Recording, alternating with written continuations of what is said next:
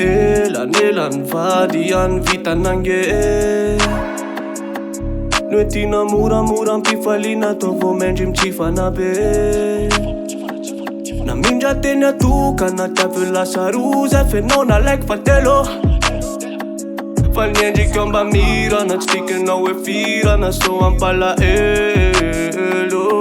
Isan tafidy tsalaliny anao tsa de ty misy lesson. Ny botomatoma metoky izy zay de mampiesana. Venao nino be zary nany aky nampirafesana. De ozy anao e tikanao ataovy ny safidinao.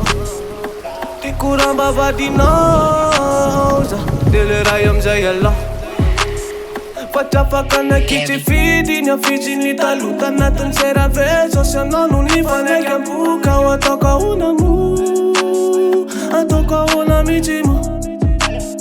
Fatrafakana kitry fidiny afidiny talota anatin'ny seravezo. Sy anao no ny fanaiky amboka ao ataoko ahoana mo.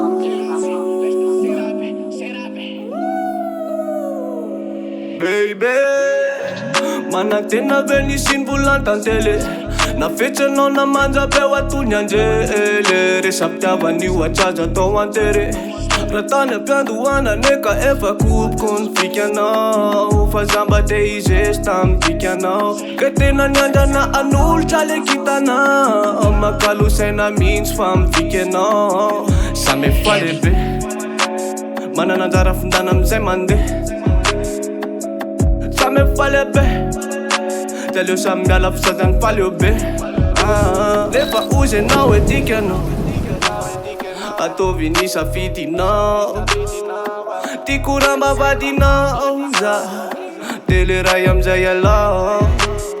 Fatrafakana kitry fidiny afidiny talota anatin'ny seravezo. Sy anao no ny fanaiky amboka ao ataoko ahoana mo, ataoko ahoana mihitsy mo.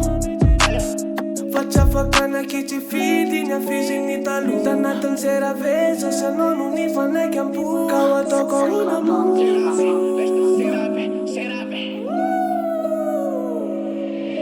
Fa besoa de beso no mandeha. Ny ankoatran'izay asory anatin'ny sense. Ny ankoatran'izay asory anatin'ny sense. Za tsy mifidy kale fa fizaka sady kale. Misaotra anao fa faly tamy rehetra vitomaly.